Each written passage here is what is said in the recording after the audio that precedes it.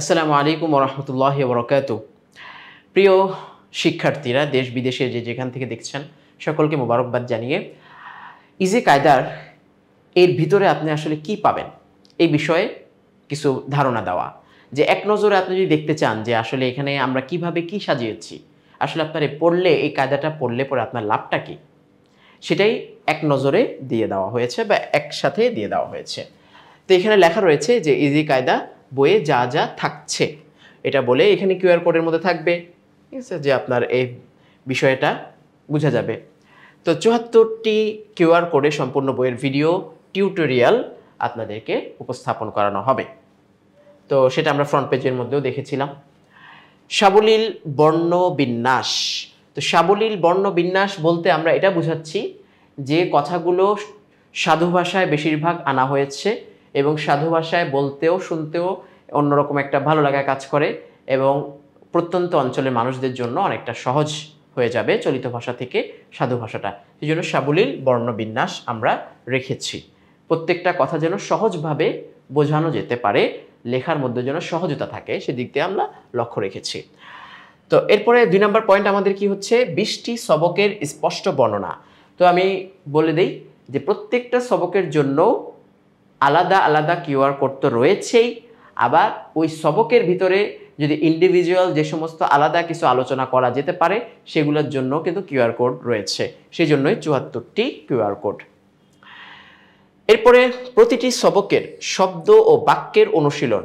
তো আমরা যে সবকগুলো শিখবো এখানে ভিতরে আমরা প্রবেশ করলেই দেখতে পারবো যে যেই সবকগুলো আমরা শিখবো সেই সবকগুলোর একটা নিয়ম আমরা শিখলাম প্রথমে। ওই নিয়মটাকে কেন্দ্র করে আবার শাব্দিক বিশ্লেষণের মাধ্যমে সেটাকে মশক বলা হয়, যেটাকে আমরা বাংলায় বলি অনুশীলন, আর আরবিতে বলা হয় মশক। যে কোনো জিনিস অনুশীলনের মাধ্যমে সেটার সমৃদ্ধতা বেড়ে যায়। তো যত বেশি আমি শাব্দিক বিশ্লেষণগুলো করে অনুশীলন করব, মশক করব, আমার সাথে সাথে উচ্চারণ করার আপনারা চেষ্টা করবেন, আপনাদের জন্য সহজ হয়ে যাবে। ৪ নাম্বার তাজভিদের বিশ্লেষণ। তো প্রত্যেকটা তাজভিদ মানে কি, আমরা যেমন আমাদের কোরআন তেলাওয়াতটাকে সহিশুদ্ধ করতে চাই আবার সুন্দরও করতে চাই, দুটি বিষয় একসাথে। তো এই তাজভিদের প্রত্যেকটা বিশ্লেষণও আমি ভেঙে ভেঙে ভিতরে করে দেওয়ার চেষ্টা করেছি, যাতে করে তাজভিদের কোনো সমস্যা আপনাদের না হয়।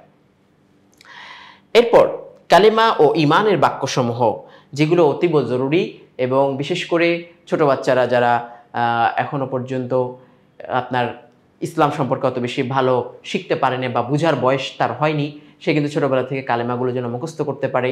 এই জন্য কায়দার শুরুতে আলেমরা বা আমরা চেষ্টা করি যে তারা যেন ছোটোবেলায় কালেমাগুলো, আল্লাহ তাআলার পরিচয় সম্পর্কে কথাগুলো যেন সে মুখস্থ করে, বুঝুক আর না বুঝুক। এই জন্য কালিমায়ে তয়্যিবা, কালিমায়ে শাহাদাত, ঠিক আছে, কালিমায়ে তাওহীদ, এই সংক্রান্ত কিছু কালেমা এখানে আনা হয়েছে।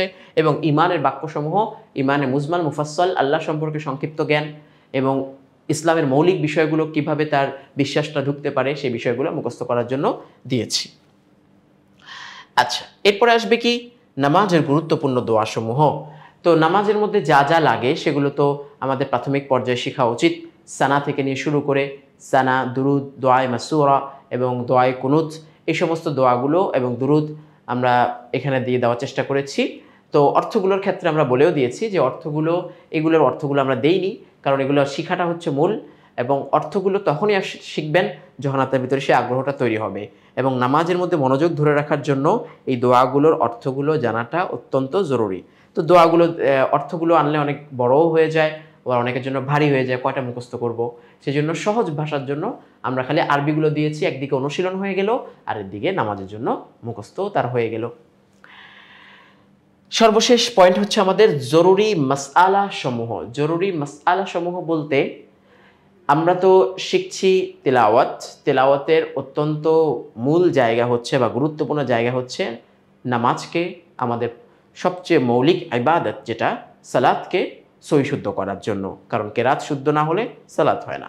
তো সেই জন্য সালাতকে যেহেতু উদ্দেশ্য আমরা করলাম আমাদের ইবাদতের জন্য, সেই জন্য সালাতের কিছু জরুরি মাসাইল, পবিত্রতার কিছু জরুরি মাসাইল, যেহেতু আপনি আস্তে আস্তে কায়দা শিখে কোরআন শিখতে চেষ্টা করবেন, আমপারা শিখতে চেষ্টা করবেন, যেটা কোরআনেরই অংশ, সেই জন্য অজুটা কীভাবে আপনি করবেন, আপনার অজু কীভাবে নষ্ট হয়ে যাবে, সেই বিষয়গুলো একটু জরুরি মাসাইলগুলো চেষ্টা করেছি বলার জন্য।